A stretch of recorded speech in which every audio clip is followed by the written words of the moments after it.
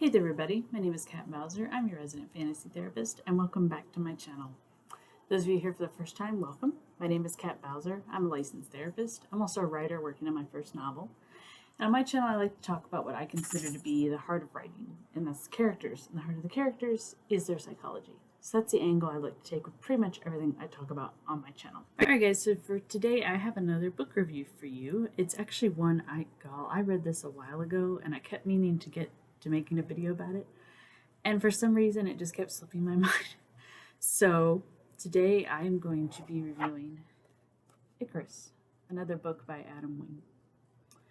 So this is another one that I got originally a digital copy of, and I liked it so much I had to buy the thing. So again, for those of you that haven't had the chance to watch any of my book reviews before, what I typically do is I will give you guys essentially the summary from the back, usually what I liked about it, what I thought needed work, and what I found very unique about it. And then I will give a rating of what I call psychological realism, which is a scale of 1 to 5. So 5 being extremely very realistic, 1 being it didn't look like they did any research at all. So that being said, let's just jump right into this. So Icarus, the back cover tells us, a myth as old as civilization, the boy who donned wax wings and flew too close to the sun. Follow the tale of Icarus and that of the father who tried to save him but brought his life to an end. You will come to love him, then you will watch him fall. Live the tragic story as you never imagined possible. Okay, so first off, I love Greek mythology. It is one of my favorite mythologies. So I have actually always been fascinated with the tale of Icarus. It was one of my favorite myths, so that automatically gives this book points. But what I like about this book is that in the original myth, you really don't get to know Icarus or his father very well. They're characters, they're there, but they have extremely basic personalities. This book fleshes them out so much and gives them each a very distinct flavor and a very distinct likes, dislikes, different ways that they view the world, and their dynamic is really well done. I really appreciated that. I am always a fan of any family relationships, and this one, it builds on it, but it makes sense given their different personalities, so I really like that. Other thing I really like is Adam is extremely good at setting atmosphere. Like, this book feels like ancient Greece. I feel like I'm back in ancient Greece. You can tell that he put a lot of research into this and it shows. So I am very grateful for that, because there's just a different flavor and feel for books set in a certain time and in a certain culture, and you really get a sense of it here. So I really much appreciated that. Things I thought needed work. Um, I'm honestly trying to think of something because I really liked this book.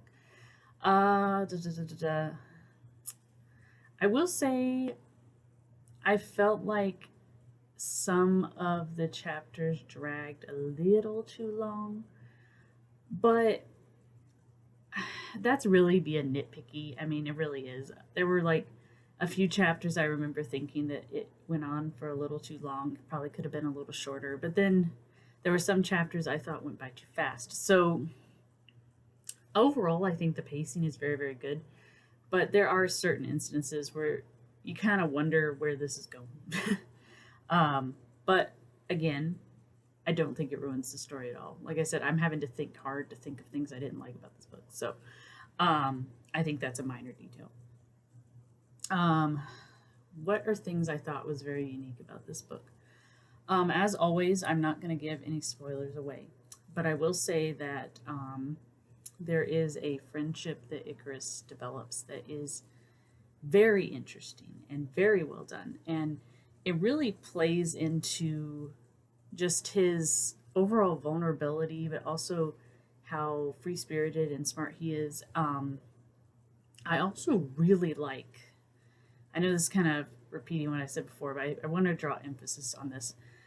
I really like how he did Daedalus, Icarus's father, because we only get a few traits of him from the myth. We get that he was extremely intelligent, very, very wise creator, and also was very tricky and very clever.